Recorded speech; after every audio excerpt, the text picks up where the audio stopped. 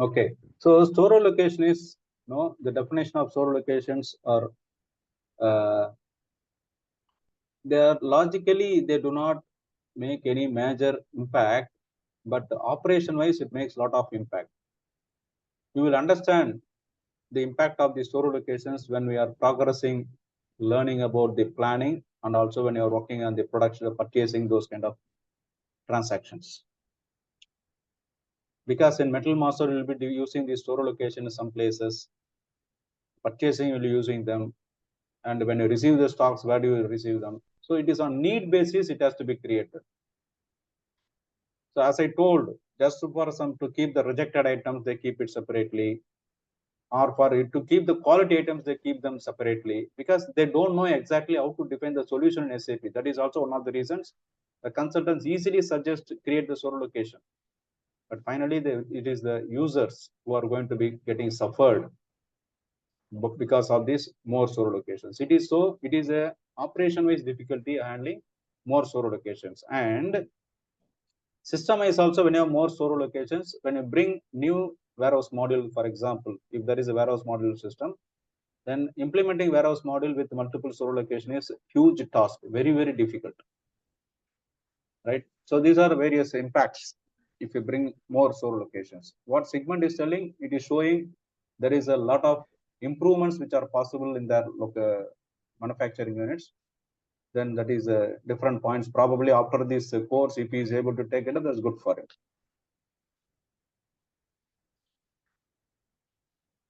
Right. Okay, sir. So these are the things what we discussed so far related to PP and MM. But apart from this, we should also know the other organization structure also, like a sales organization. Sales organization is an organizational unit that sells and distributes the products and services, negotiate the terms of sale, and is responsible for the transactions. Sales organization. So here physically the legal selling unit responsible for revenue of the products.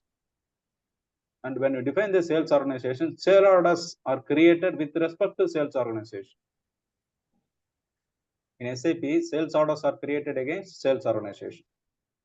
Also, master data maintenance for customers, pricings at sales organization level. Plans are also assigned to sales organization. Because one sales organization can have multiple plans. Because sales may be one thing, it can be produced from different manufacturing units. Right? So that is an example we can say. That is a one sales organization. For example, again, let us take this Hindustan Unilever. They have the north region, south region, and the west region like that. So the north region may have the manufacturing material supplied from 4 or 5 plants. So the sales organization will be linked to these 4 or 5 plants. Like that, they can define them. Distribution channel is through the materials or services, how they are reaching the customers. Typical distribution channels like wholesale, retailer, OEM, for example, how the products are moving. And sales orders also belong to the distribution channel. For example, create one sales order, I create it for like one sales organization, and whether it is for wholesale, then sales order for particular region for retailer, like that we create it. Also, the master data maintenance like customers, pricings are defined with the combination of sales organ distribution channel level. And distribution channel is always assigned to the sales organization. There may be different distribution channels for one sales organization. Like you will see, under one sales organization, we can have wholesales as one distribution channel, or retailer on another one, OEM or another one, like that. Then division is the product group that can be defined for wide ranging spectrum of the product, which means they represent segment of company motivated by special market requirements. A division is attached to sales organization and a distribution chain. A metal can be assigned to one division only. It can be attached to one group only. For example, I am having one product which is like a cosmetic product. Then I can define it as cosmetic product. A division should ideally identify a product category with its own dedicated sales team and corporate structure to support it. For example, they want to see all the corporate, the cosmetic products, they want to consolidate and see, they can use these divisions. But again, this is with respect to sales, they will define all these things. Sales area is the combination of these things. Sales area. For example, there is a sales organization. So like what I told, no, north, east, south, west. Here it is a national sales versus export. These are two sales organizations. Under which a distribution channel for national sales we have wholesale and retail, but export is only retail. The divisions may be under national sales, it may be cars and motorbikes. Under export, it may be motorbikes. Right? Like these sales areas have to be defined. Again, how to do these things? Because we have to do analysis, sales analytics, we have to perform. To perform the sales analytics, what kind of organization structure is suitable to the organization? That has to be defined during the organization structure. See now you saw the logistics organization structure, plant, store locations. How we are going to use them? Company code is how we are going to report the legal requirements. Here it is how we are going to do the sales analysis and the sales activities. Because if you do not define the distribution channel to different things like wholesale and retail, then later you will not be able to understand how much you sold for wholesale, how much you sell for retail. You will know it, but you have to do a lot of manual activities. And also to define some discount options. Now, maybe if you define these two different distribution channels, we can apply them at a distribution channel level. Like this, many aspects are there. So sales and distribution consultants, they should know the impact of all these organization structures. They should explain these things to their clients and guide them to define the organization structure. So consultant's role is to explain what is organization structure to the users. And then users will decide based on the business requirements, and with support of consultants, they will tell, okay, this is what is my thing. Maybe if a consultant has to go one step ahead, he has to further tell them what are the positive and negative things. He should not just like that proceed on his own interest. Like what Sigmund was telling, they created hundreds of store locations. That is not a good thing. I can say now itself, but why they created and all, we need to understand the basics. Then controlling area. So controlling area is the organization structure which represents a self-contained cost accounting system, and it also has its internal reporting structure for all part of the organization. Controlling area encompasses one or more company codes. So it is the controlling area, the different controlling area under which many company codes may come. So controlling area will be assigned to the client level. So this is the organization structure you can see. Overall, now you can see in there. There is a client, right? There is a client. And then this client, there is a company code. This is one thing. Other things, for example, if you take this controlling area, is there. This controlling area is under client level. Chart of accounts is another one. Probably what Bhagavati was telling, they may not have one chart of accounts. Maybe they are having different kind of chart of accounts. Because of this, they have to do the consolidation in different systems. And then chart of depreciation and credit control area. Maybe these are the terms which are understood by the finance and controlling consultants much better way. You don't need to worry about it. But the point is that these are the structure which are above our company code. And our control company codes, we have the sales organizations. Under sales organization, plans are defined. Under company codes, we have the plans. And there is a purchase group and purchase organization. We will discuss it next. Under the plant, we have store locations. Under store location, we define the warehouses. So again, we have warehouse, storage type, storage event. Again, see, this is very, very complicated when you define this. If you are having multiple store locations. Then sales organization, as we discussed, we have the distribution channel division. This combined these three, this is called the sales area. And these things are assigned to a sales office and the sales group. So these are used for different analysis purpose and decision purposes.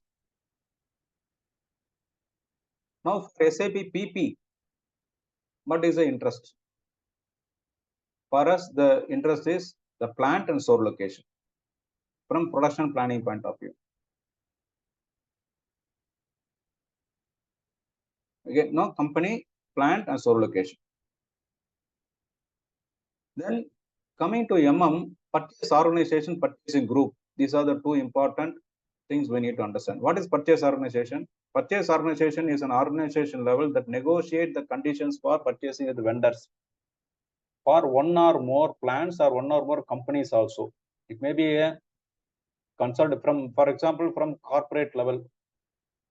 There are some companies who fix the contract at the global level. For example, they have the lubrication oil, example, Shell oil. They have the contract at the central level. Or SAP license, they have the contract at the central level. Like that, they have these things.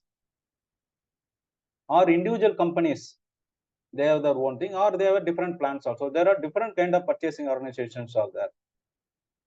But ultimately, the purchase organization is legally responsible for completing all the contracts. We'll see that.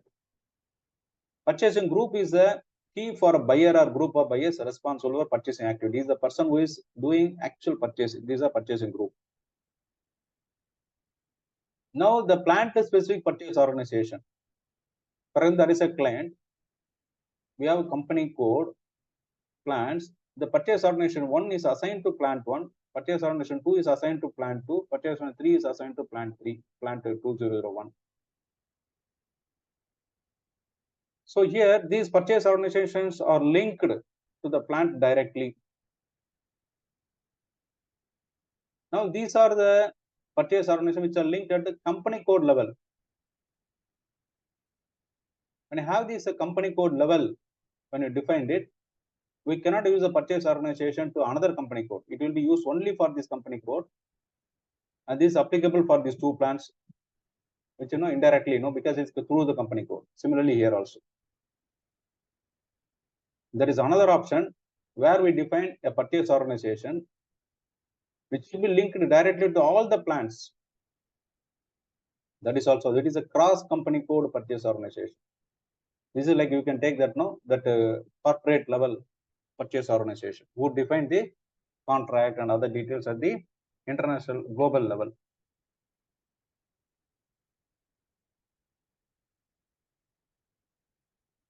So organization structure for inventory management or purchasing is this one. Again, company code, plant and store locations. And then there is organization structure for valuation area, how things are valuated. So we saw that the inventory is valuated in the store location quantity level, but they are assigned to the value at the plant level. They are assigned to the value at the plant level. So valuation area is that they are assigned to the company codes and they are assigned to the plants. Valuation area is assigned to the plants. So here we discuss on the organization structure and different elements in organization structure. So if you have any doubts regarding this organization structure, please let me know before we proceed with the next topic on master data.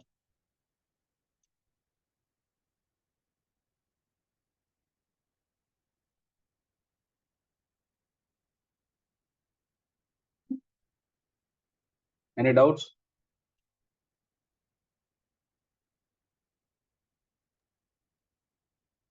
Not from me, sir.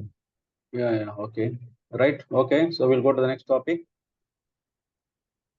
So that is on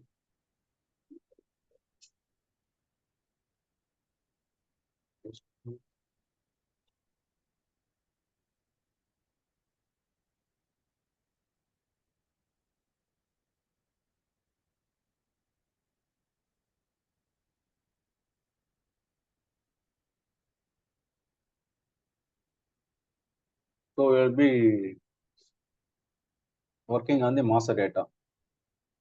First, we'll be talking about PP master data, production planning master data.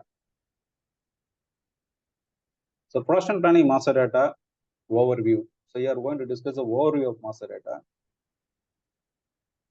And in the course schedule, I allotted a considerable amount of time to understand the master data. Because if you understand the master data properly, then understanding of the transactions and processes are better, will be better. Whether it is planning or purchase or production execution. So PP master data starts with material master. It is the basis. Based on metal master, we create bill of materials. So bill of material is what?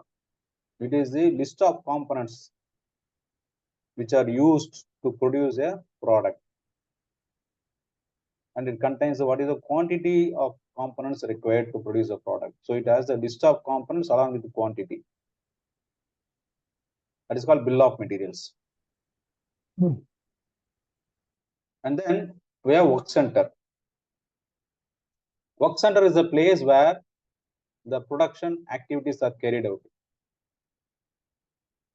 It may be an individual machine. It may be a labor. It may be a production line. Or it may be a manufacturing cell work center. So this work center, what Bhagavati was asking, no, how the production lines are treated. So production lines are treated as a master data work center in this PP. And then the material based on which how we are going to produce the bill of material, I mean, what are the components do we need, under which work center we are going to produce, then we create the routing. Routing is a sequence of operations. For example, I do the first operation in work center 1 with some standard time, 5 pieces per minute, 10 pieces per minute, like that. Then operation 2 in work center 2 with operations like, again I will have standard time. Like that I do. This is called routing. And then combining routing and bill of material, a production version is created for the material. I explained you what is the production version yesterday. If I have one product which is packed, it can be packed from the roll of packaging materials, or it may be produced from pouches. So these are different inputs, like a different bill of materials. When they are produced using the roll, we may be using a machine that is different work center, or if it is produced from manual things, means it is done through labor. So it is the work center is different. So we have different versions, 2 versions for that particular product. Like that, we'll have different versions for the same product. So this is the master data overview. So how the PP master data are used? We take metal master. In metal master, what we define? We define the procurement type. These are key fields which are defined in the master data. Procurement type, whether we have to go into produce the metal or we are going to purchase the material or subcontract, or we're going to buy from other unit. And what are the MRP parameters? How are we going to plan it? Material requirement planning parameters. How we are going to schedule the production. What are the accounting details for the material? What are the costing details? What is the status of the material? These are the things covered under metal master. The things covered under bill of materials are how the metal usage is defined. Like what is the material? What is item category? Am I going to use a stockable item? Or I'm going to use some document which is not for reference purpose. These are bill of materials. And what is the quantity I'm going to use? And from which store location I'm going to use? Bill of materials.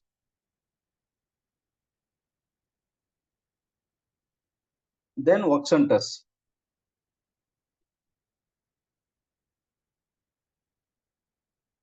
Okay, now when I come to bill of materials, so what Mandar told, there are some bill of materials which are called as engineering bill of materials or super bill of materials, which are created without reference to the plant, and they are stored, and when they are used in specific plant using some logic, then they are copied into the particular plant. If somebody is going and changing their super bill of material, that will affect the entire organization. That is one scenario where the bill of material could have been happened. What Mandar was telling, probably. Now coming to the work center. Work center is is contains default values like what is the name of the work center, what are the parameters we are going to define in the work center, those things, and then what are the capacity details for the particular work center. Please take note that work centers are always defined, the capacities are defined as standard hours. Here we do not define the work centers as like per metric ton, per kg, like that. And then there are formula related to capacity and scheduling. And also costing related inputs are defined in work centers. Then in routing, we define that number of operations, what are the work centers we are going to use, what are the materials can assigned, and also what are the standard values. The production version is talking about which bill of material, which routing, what is the quantity, what is the date based, those kind of combinations. For example, from this date to this date, I'm going to use this combination. Or if I am producing up to 100 numbers, I will be doing manual packing. If I do more than 100, I will be doing machine packing, if that is a decision. Right? That's the business need. For example, if that particular requirement coming from customer is only 100 pouches, for the 100 pouches, I cannot run the machine. Then I have to do it manually. So I tell the system that up to 100 numbers, whenever there is a requirement, select version 1, which is having manual pouches.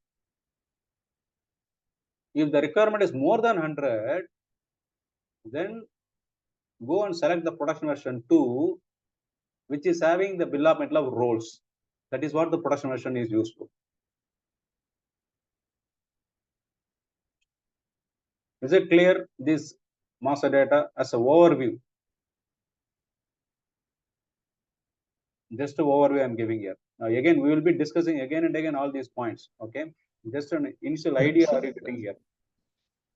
Satya, I'm clear on material master, work center, bill of material, routing, but the production version, little bit challenging. Can you please explain one more time? Okay. Can anybody else explain this production version?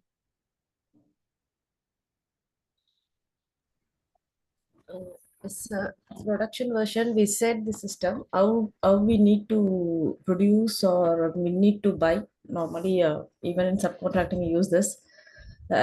We say which material to be used in which sequence, and which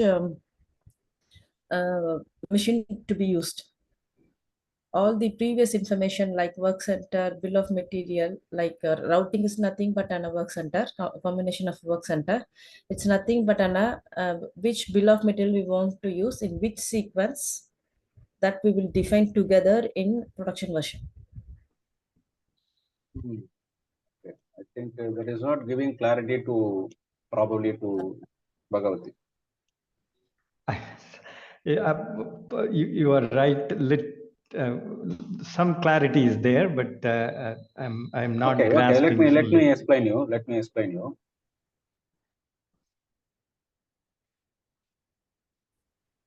Are you seeing this Excel file? Yeah. Okay. So let us say there is a product. I am taking the same pouch. There is a pouch. 1 kg pack. I have 1 kg pack as my finished product. This is my finished product. right? This is my finished product. 1 kg pack. To produce this 1 kg pack, what do I need? I need detergent powder. Okay, this is my bill of material. This is my bill of material. 1 kg. Okay, this is my bill of material 1. Now I have a packing material in a roll form. Packing material roll. So using this roll, I will be having 0.016 kg of the packing material I will be consuming. Okay, so this is my bill of material for this. My routing, my routing 1 is, I have the first operation, or there is only one operation, for example, packing. And I do this in a work center called machine. I do this in a machine. This is my routing, where I will be doing 100 pouches per minute, for example. 100 pouches per minute is a standard time. This is my routing. So I create a production version 1 combining WeGroWin 1 and routing 1. This is my production version 1. And here I am telling this, the system to take the production version 1 whenever the quantity is from 1 to 100. Is it clear? Yeah. This is the production version. Okay. Now, for the same 1 kg, I am having the bill of material 2, where here I am not having packing material roll, but I have packing material pouch. Because I converted the roll into pouch and keep into my stock. So I need one number or one piece of this pouch. And here, instead of doing machine packing, I am using here the manual packing. And here I am using the labor work center. Here they do, for example, 10 pouches per minute. So here I have production version 2, which is having the combination of WeGroWin 2 and routing 2.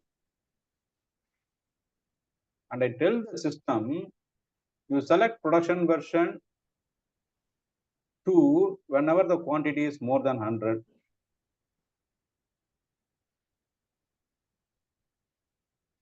Is it clear? Yes, it is. It is clear. You know,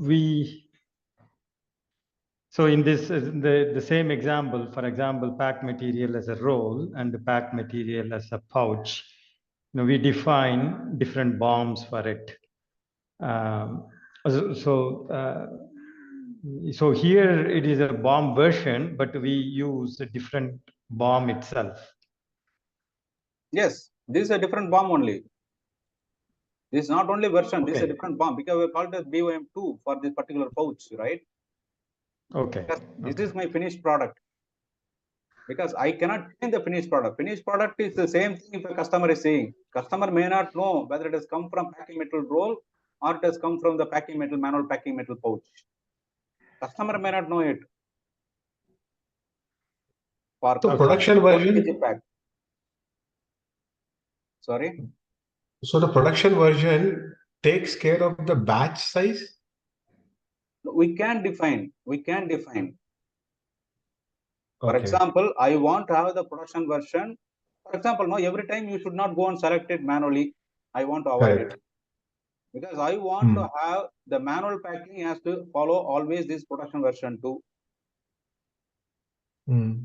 For example, when the quantity, for example, I have to define, right? I have to define. Whenever I have, maybe I define the rules here differently. The packaging metal one is here, it is quantity is more than 100, I follow this. And if it is less than 100, I use here.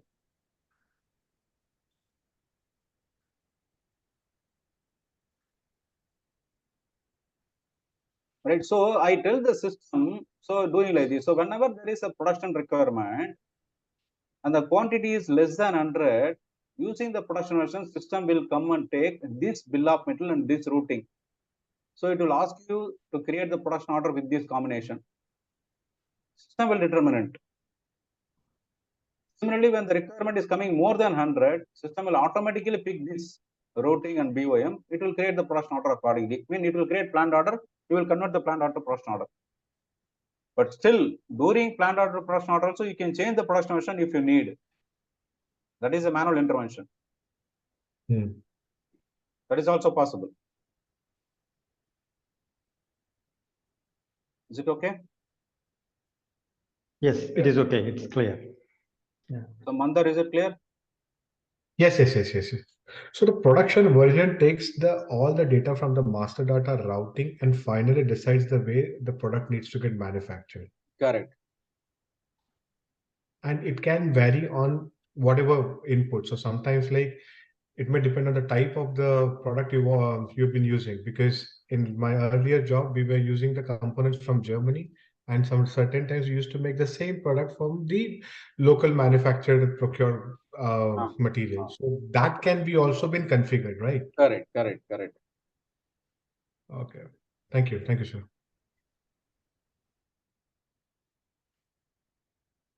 Right. Is it clear now? Are you able to see the PowerPoint slide again? Yeah, it is Okay, clear. right. Thank you. Right. Then let us discuss a little bit more about each master data. Metal master. Metal master is having so much views.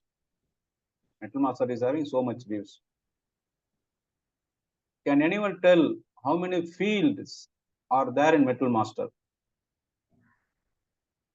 How many fields in Metal master?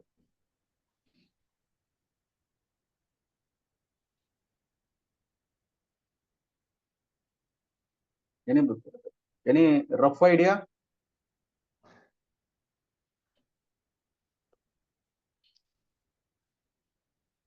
How many Maybe fields? more than 5,000, I'm guessing, Satya.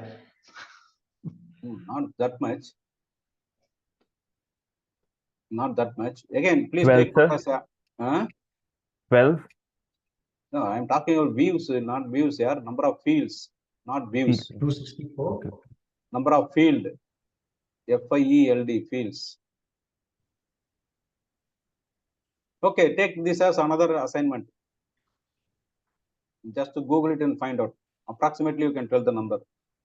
How many number of fields in Metal Master and SAP? Just to have some idea. Okay, right. Now we have different views in Metal Master. Starting from basic data, right? Starting from basic data, additional data, classification, sales, purchasing, MRP, work scheduling, PPDS, forecasting, plant storage, quality, warehouse management, accounting, and costing. Here, the views are dependent on various things. I am partially giving you the answer which I was asking you, but organization based. So there are some views in Metal Master like basic data 1 and 2. They are organization independent. I will explain you these things when you are going to the individual master data definitions. Just you have to go through this table, okay? Because I will share you the PowerPoint also. You can take the slide and go through it. And there are classification views, sales organization, just to have some idea which are all the views which are organization independent, which means it is the view applicable across all the plants and all the company codes. Classification is also common to all. Sales organization, there are some fields which are organization independent. This is where you have to be very careful. And there are some fields which are specific to sales and distribution. Similarly, sales, general and plant. There are some fields which are organization independent. There are some fields which are plant specific. Again, foreign trade export, sales text, These are all no related to plant and the sales and distribution like that. Purchase order text, MRP 1 to 4. These are all the fields which are related to planning, then advanced planning. These are related to plant. Coming to forecast, these are related to plant and store location, work scheduling, plant storage, warehouse management, quality management, accounting, and costing views. Sir, See here, yeah. Can every user make all changes in the various views? No, sir, that can be restricted. Okay. That is your authorization matrix. Okay. There they can define them. Okay, so for the production planning, which are all the views required? We need MRP views, work scheduling views, PPDS, and forecasting. As I told, we will not be covering PPDS in this course, but we'll be discussing on MRP views, work scheduling views, and forecasting views.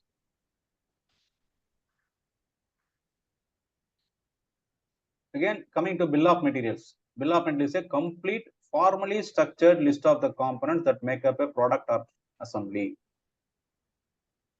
So here is an example. There is a product. To produce one finished product, any product, no, there should be a basis there. That is the basic quantity. Here I'm going to produce one piece of the finished product,